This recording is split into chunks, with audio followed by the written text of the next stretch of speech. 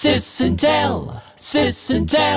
A whole lot of talk about a whole lot of nothing. Amanda does stand up.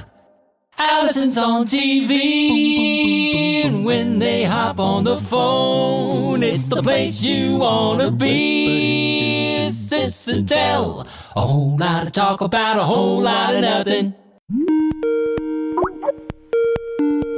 Hey, Allie. Hey, man, what's going on? Just living the dream. Well, yesterday I was, I lived through a nightmare, which I have PTSD from still. So I feel like I have to get it off my chest because it's, it was very traumatic. So, and no sarcasm. I know sometimes I start with that and it's going to be a sarcastic story like about pickleball, but this is not. So Arthur, our oldest, was in town for a few days before heading back to college. We were heading out to the mall to buy him some clothes. This is like a typical returning back to school story, except we're heading on Highway 153 in Chattanooga.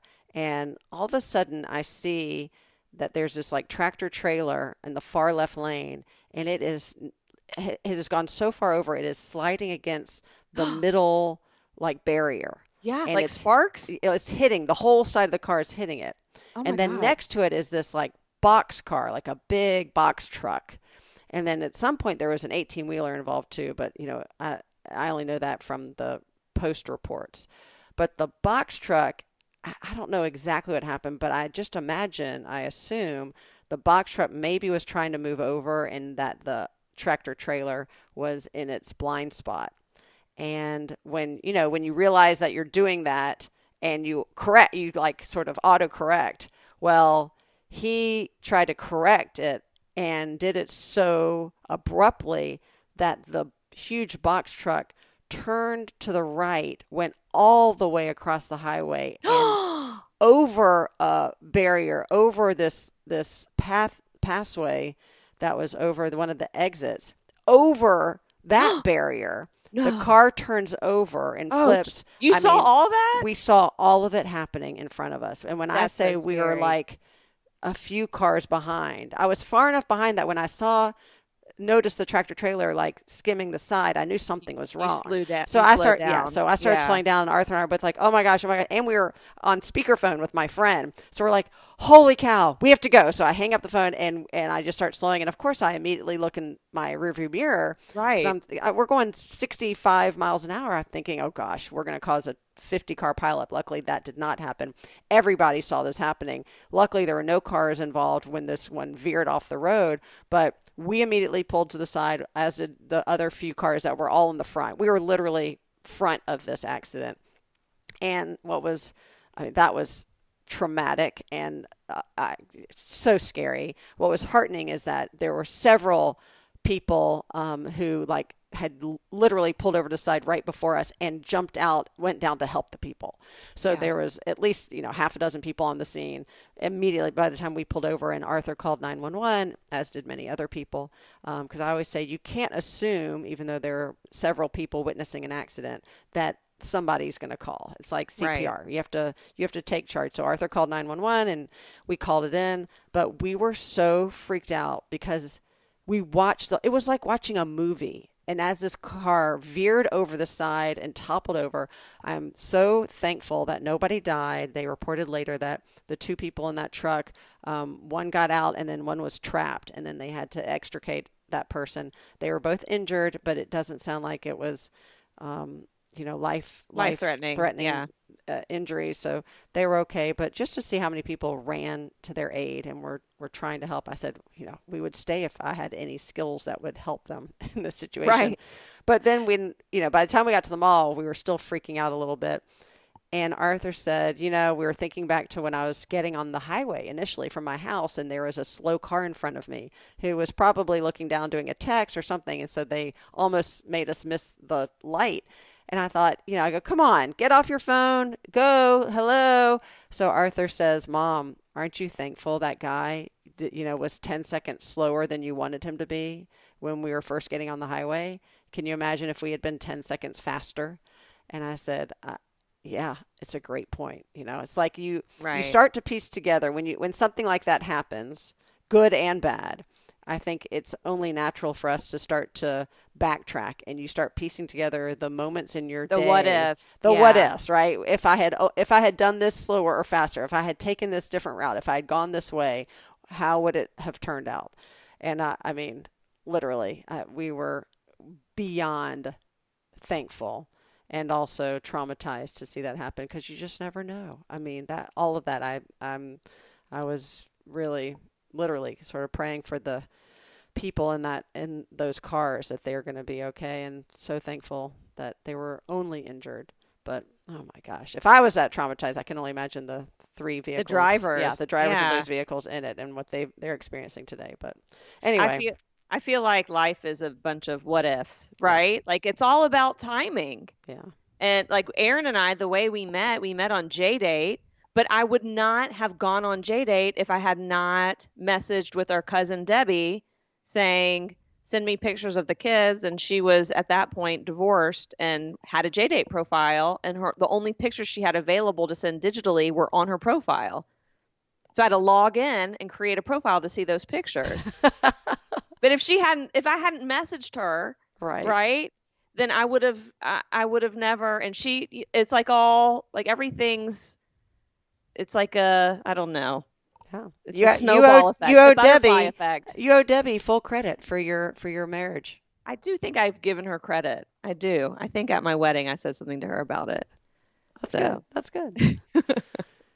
Okay. Well, after that story, we got to go on a high. We got to balance that out. So I got to tell you, we are, I don't know if you know this, but we are influencers. And we have some street cred with some of the younger crowd. And I'll tell you, I was laughing so hard because I was getting my hair cut yesterday, and my hairstylist told me that she was talking about our podcast and talking about about you asking me how old I thought the Golden Girls were, and she thought that was so hysterical. And so her daughter started asking her, like, what is this podcast, and how do you know this woman who does? And this who podcast? are the Golden Girls? And who are the Golden Girls? That's what I thought she was going to say. So her daughter is in 4th grade, and said, well, can you ask her to promote something for us? So apparently, I'm not sure if she's going to let her daughter listen, but Virginia, if you're listening, I hear that she was holding her own auditions. I love this. Her own auditions for the Broadway play Hamilton. I'm not sure if she's got the rights to do this in her backyard, but she and some friends were holding neighborhood auditions for Hamilton, and they wanted to put on the musical. So she wants to cast us in something. Is that No, what you're saying? I know that's where your brain goes immediately. Like, Virginia, I'm available, please. I could be one of the sisters. No, I think that production actually got shut down before it actually made its way there. It may not have been age appropriate for the 4th graders.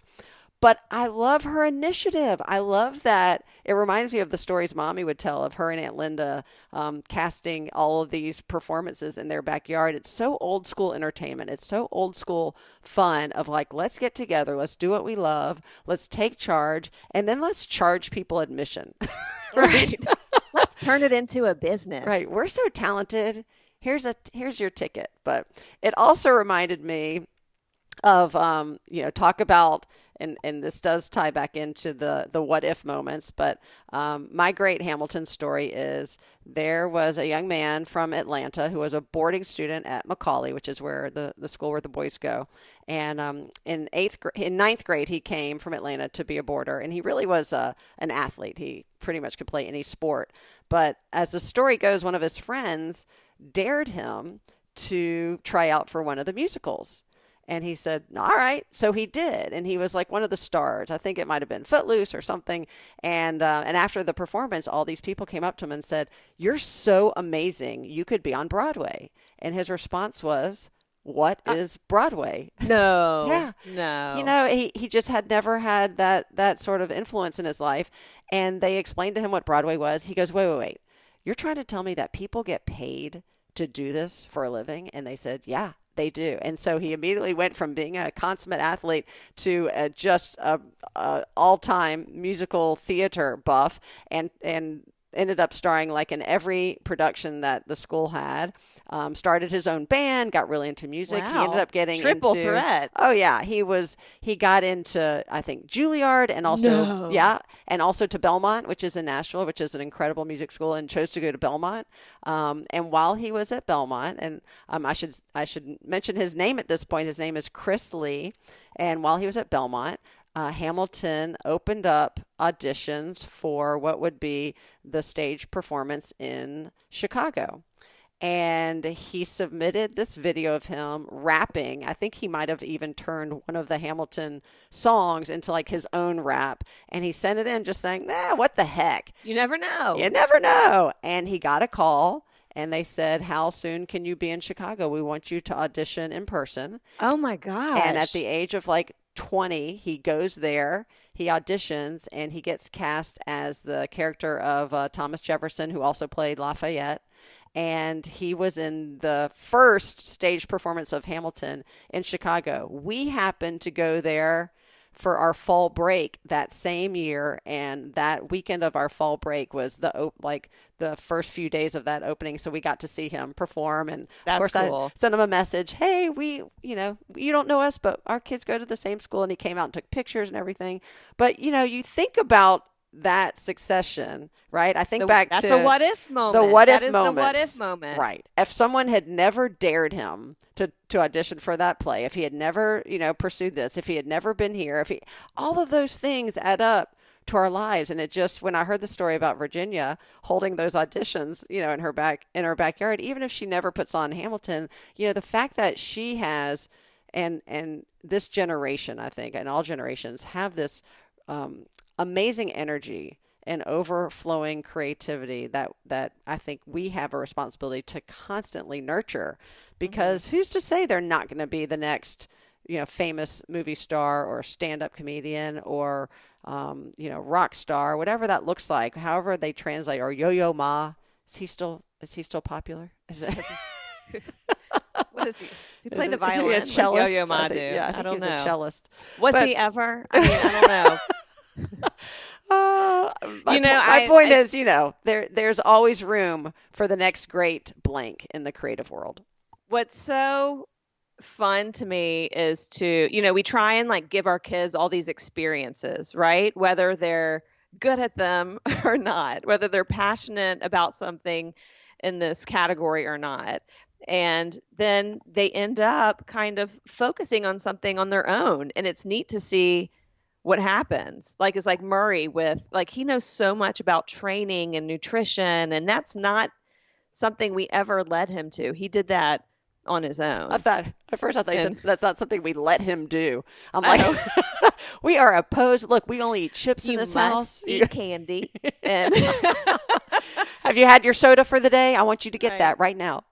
But you talking about Virginia, right? Is that her name? Yes. And her organizing that with her neighbors just made me think of our neighborhood growing up and how, neighborhoods evolve. And we were a part of the evolution in our neighborhood where all the kids were gone and it was just grandparents and us. And I knew which houses had grandkids around my age, though, and I would stalk them. And when the grandkids would show up, I'd go knocking on their door. I didn't care, how far away in age they were from me. I was there. And then next door neighbors, they ended up moving in. Dr. Fleming, right? Yeah. No, yeah, they did. I'm talking about the neighbors on the other side. Oh, the other side. Yeah, and they ended up moving in, and they had a 3-year-old, and I was 11, and I was like, "Hi, can he come out and play?"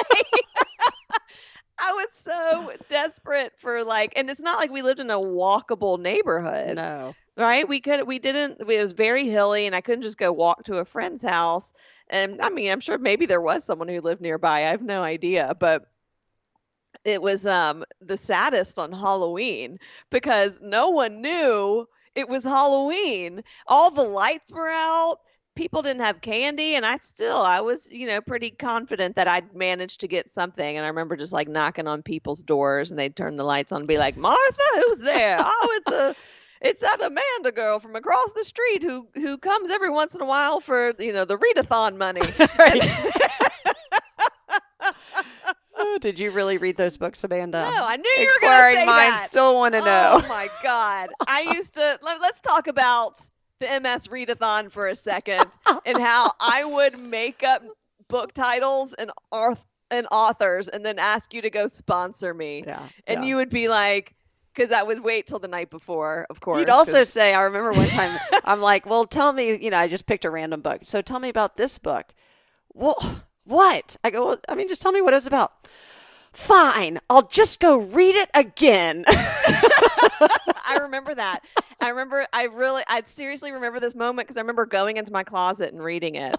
I do. I was like, God, why does she have to question me? I didn't read any of that stuff. When you're lying about reading to raise money for a cause, that is, I'm pretty sure that's like bottom level. Yeah, sure was. But you know what? I was strategic and I would get people to do the flat fee. I'm like, you can either, it's either per book that you can, give like $1 per book that I read, or you can just give a flat fee. We'll just do that. That's probably a better option. You just want to give $5 because I'm not going to read 5 books. Let's just be honest. What happened to the MS Read-a-thon? I think that's still that's a great tie-in in supporting a cause and encouraging kids to read. What happened to that? I would imagine it still exists, but I don't know if my kids brought home that. Was it like now the MS TikTok-a-thon? Like you MS Read-a-thon. Let's see if does it still exist? It does.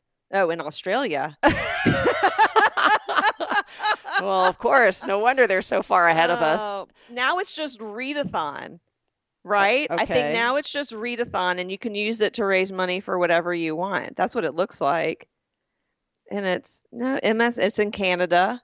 All these other people and Ireland. I'm looking. It's got like all of the anyways. I don't know if it still exists here, but they moved on to the jump rope for heart. Right. For I guess like heart disease or something, and they would teach us how to do all these fancy moves on the jump rope. So it wasn't enough that you were committing to jump roping. Did you fake that too? No, because there was a specific time in school when we had a jump rope. It was not like jump rope whenever. And that's funny because I feel like our kids, like my kids, did jump rope for heart. I never did it. So it's incredible that your generation also did it, because I feel like that was something that was fairly recent. I can't believe it started back when you were in elementary school. It was new. And we had science fairs. Then they turned to invention conventions. And I like the ring of that. I do. Right? It was good. Invention convention. And Jacob came up with, this was in like 5th grade. My friend Jacob came up with this invention where it was a bowl that had a thermometer on it. So you knew when your soup had cooled down enough where you could eat it. Oh, and we all piled on. You all decided to be co-editors, co-producers of that project. We were all like coming up with extensions of this product. And I'm like, wait, Jacob, there's also the thermometer spoon, right? Like we all and then someone's like a thermometer straw. And then someone's like, I will write the copy. And keep in mind, there were like 9 people in our class and like 5 of us worked on this one invention. So anyways, nothing ever happened with that. You literally can like just put your pinky in and see if the soup is. Right. I know. Yeah. Or you just like wait 30 seconds and blow on it. And I like my soup boiling hot, so I don't need that thermometer bowl. Yeah, it reminds me of like those inventions where you wonder, is there, like, you have to fill a need. I've watched enough Shark Tank. One of the worst Shark Tanks I saw was the guy who invented, it was packets of sugar. So, you can use them for sweet and low, I don't know, all those things. Anyway, Splenda. Splenda and sugar and all that stuff. Anyway, the invention was actually the paper that you use for the packets of sugar. And it was a double thing. It not only held the sweetener, but it was a litmus test that you could put the paper into your coffee to make sure it was actually decaffeinated. Because his theory was that, there were cafes and restaurants worldwide who were serving caffeinated coffee as decaffeinated. They were duping you. And so he wanted to make sure that the coffee he got, I'm thinking, that's a lot of work. Like, are people really worried about that? The problem with it, I think the sharks found out, is every coffee, even if it's decaffeinated, has a little bit of caffeine in it. So it probably will pick it up no matter what. But who's doing a litmus test and going to be like, I'm so sorry. Oh my God. My Sweet and Low packet has just indicated that you're serving me fully leaded coffee. I'd like to return who would it. want to hang out with that person at a party? That's embarrassing. Although I was at a convention once, and this woman came, and it was like a sit-down dinner as part of the convention. This the wait staff was poured coffee for everyone and got to me, and I said, "Can I actually have decaf?" I was pregnant, I think, at the time, and she said, "Well, this is decaf," and I go, "It is?" And she goes, "Yes," and I go, "Well, everyone you just poured coffee for assumed that it wasn't decaf. So are you sure it's decaf?" And she's like, "Uh-huh." And I was like, "All right." And so then I didn't want to drink it because she was lying to someone. Right. Anyway, but if I only had the litmus If only you test, had the litmus, sweetener test, then you could have, that guy could have sold you one of these packets. And then I would have said, "Wait, before you drink that cup of coffee, pour it into this soup bowl with a thermometer." Let me make sure it's neither too hot nor too caffeinated. That's right. Now, Jacob, that could be the new invention, right? That it could do a double duty. So I want to figure something out with you. Okay. And I'm good at that. I am good at figuring out. Okay. Stuff. We have an opportunity. Oh gosh. I love this. This is how you couch things that I don't want to do. Okay. You may not want to do this, but it's not really a big deal. So we are going to New York on Friday for our nephew's bar mitzvah. Shout out to Ezra. Ezzy. Big 13, buddy. You made it to the podcast. We happen to be on the same flight, and this gives us an opportunity to prank prank the flight attendants and pretend like we don't know each other, but we look so much alike. And we've got to, because someone's going to be like, do a double take, because we do. And you cut your hair a little short, and my hair. Let me remind you, we're in the middle of a pandemic. Yeah, we will be fully masked on the plane. That's true. And these flight attendants do not care about the fact that we are pretending not to know each other. Well, you ruined that idea. Yeah, that's different. I will tell you what my friend's son did, which I think is pretty funny if you want to do a prank. So it was a few years ago, but he, AirDrop on your iPhone, so it'll pick up if you're not on private, if you're not on contacts only, you can see AirDrop people all around. So he took a picture of his belly button, and then he was probably 14 at the time, and then he AirDropped it to anybody whose phone happened to be on, and then he just sort of hid because nobody could tell who he was. And all of a sudden, my friend said you could hear the cascading of laughter throughout the plane of someone going, "Oh my gosh," because when they figured out what it was, and just cracking up. And he was very proud of himself. Oh, that's pretty funny. I'm gonna do that, except I'm gonna AirDrop the Sis and Tell logo. People will be so annoyed. I'm like, stop. Right. But they don't have to accept. You have to proactively accept the picture. Right. Right. So that's the whisper campaign that I've been talking about. I wish I had this. Wish I had not planted that seed. I'm gonna do this. We're gonna do it. But this will be I'm going to New York again in November. I heard. I'm celebrating. How in the world did that happen? That's amazing. People are like, "Why is it a big deal? She's going to New York." All right. So, they don't even know what I'm celebrating. They don't even know what you're talking about. So there's a comedy festival called the Ladies Room Comedy Festival that takes place at the Broadway Comedy Club in New York on Broadway. I mean, it's really on 53rd, West 53rd to Broadway. Yeah. So I'm going to be off Broadway. And I submitted to be considered, and I got in. So that's amazing. Now how long is your set? I'll be performing in the city. I get 2 5-minute sets, and then it's being judged. So it's a contest also. Oh. So sometimes the festivals will be a showcase, and other times that there will be a contest aspect to this. So this one is a contest. So if I guess if the judges like me, then I get a 10-minute set. And I'm a little confused about when I'm performing because I have. So your prize is you get to perform more. There's no money. No, there is money, and I Okay. get money, and then I get to meetings. I get meetings with people in the industry, whatever that means. Wow, that's So, exciting. and I think I get a longer spot at the Broadway comedy lounge, So you have to be whatever. prepared for whatever. Like another time, like Yeah. I get 2 5-minute spots. I can repeat my material if I want. Then I get a 10-minute spot if I win or I become a finalist. How long is this comedy fest? And then if you win everything, then you get to come back and perform something much longer, I think. So it's going to cost you $2,500 to get God, there. no, we can't and you even. might win $50. There is. And some FaceTime with Yeah. some comedy producers. No, but Yeah. I like it. I like it. I'm not judging it. No, not Alison. She doesn't judge things. It's a tough industry, man. It's no, I do have to. Yeah, it is. It's not cheap being a performer. Like it's not cheap being an actor. It's like an expensive hobby until you make it. If you do make it, Right. And now I'm going back onto their Broadway Comedy Club and let me see what the winning. They're judges. Oh. So comedy, this is the thing that's unique. Most everyone's like involved in this is Jewish, and I'm not used to that in my comedy world in Atlanta. And how many people got accepted to perform? 49 people got accepted. That's it? That's incredible. Amanda, that's big. Thank you. I mean, it's a small number, so that's big that you made it under that cut. Cool. This is the cool part is that no matter what, I'm being seen. People are going to see me. I love being seen. So how many in the audience will there be?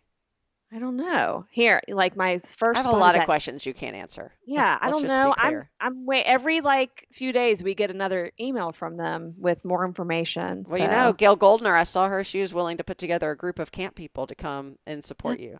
Just need people laughing. So I was trying to decide, right? Like my 5 minutes, it's important what I choose because I feel like I'm also branding myself. Yeah. And I think I'm gonna stick with a mixture of jokes, but the Alabama Jew thing, because I think that my anecdotes, my jokes about growing up Jewish in Alabama makes me just unique. It's a unique story to tell.